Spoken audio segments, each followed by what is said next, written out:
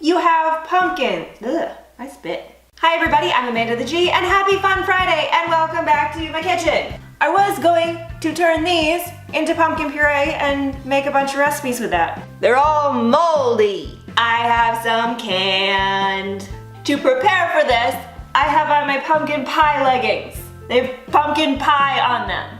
Now you may be saying, hey Amanda, you don't really match, and also you're wearing leggings and a shirt that's too darn short. And to that, I just have one thing to say to you. There was a drought this year, and the field in which I grow my fucks is barren.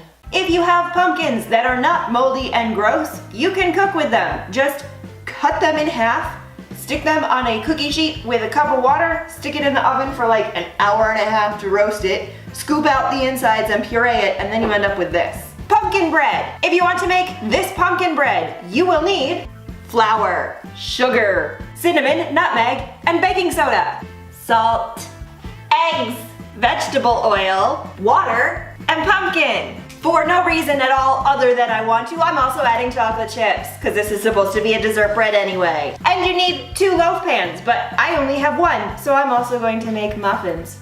Giant muffins. Spray the crap out of your pans so they don't stick.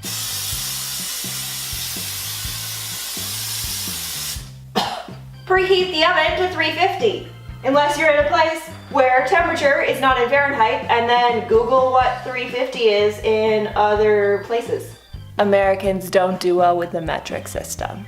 Then you just shove the dry ingredients in this large bowl. And then mix it. Add your eggs, oil. That's appetizing. Water, and pumpkin. That was the appetizing part. You were supposed to pre-beat the eggs, but I didn't feel like doing that. Batter! Then, just add a bunch of chocolate. Because why the hell not? More. And then pour into your pans. Which, by the way, these are also supposed to be floured, but this recipe asks for a lot, and I just don't care right now.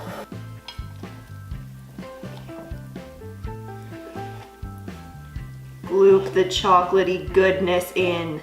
Then you shove these in the oven for an hour. That is not all we're making though. I have a whole nother container. What pumpkin extravaganza would be complete without a pumpkin pie? Everybody loves pumpkin pie.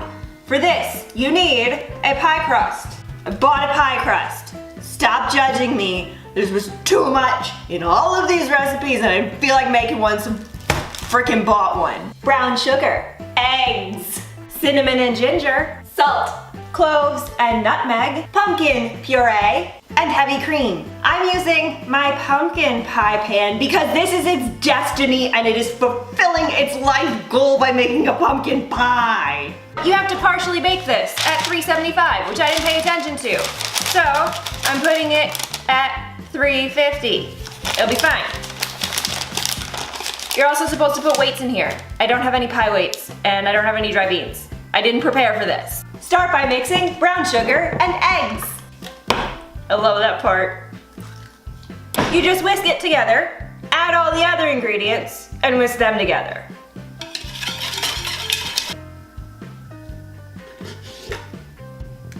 Ooh, it's becoming pie. Now, we just pour in its guts. Ooh, so many guts for the pie. This pie pan is nice and deep, but sometimes this amount of guts don't fit in there, so don't try and pour them in unless you really like cleaning your oven. I had some extra pie crust, so I made a little jack-o'-lantern. The little jack-o'-lantern that's gonna go on the top of this, because it should know where it came from. And then this goes back in the oven. And at this point, we are almost done because there's just a little bit of pumpkin that I have reserved from that pie, which didn't really need all of that pumpkin, because no pumpkin extravaganza is complete without a pumpkin spice latte. Call me basic if you want, I don't care. I love pumpkin. I love pumpkin spice lattes. You need coffee, I'm making it in this because I like it. Milk, but I can't really drink milk, so I have almond milk. Pumpkin spice mixture, which is just nutmeg, ginger, and cinnamon that I don't have, so I'm using allspice and I'm just gonna kind of go with it and hope. Maple syrup and vanilla, and the last little bit of pumpkin. All of this goes into a pan.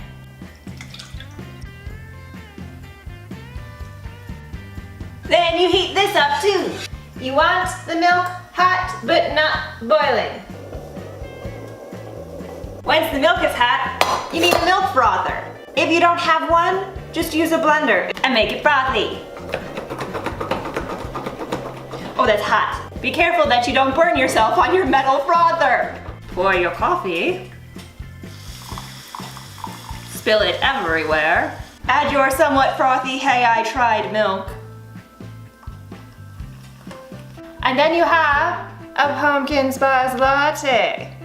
You don't need no fancy stoves. Ooh, that's good. That's hot, but that's good. We're all done. So today we made this lovely pumpkin bread thing. A pumpkin pie. The little top got a little bit funky. You know, kind of lost his little pumpkin face there. I was gonna lift it up, but I can't because this is really hot.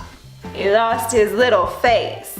And a pumpkin spice latte that's now mostly gone. This pie is way too hot for me to cut into and taste right now, even though I kind of want to. But I'm gonna eat some of this bread because I wanna see how good it is. So I'm just gonna we're just gonna take a chunk out of the top. They kind of exploded.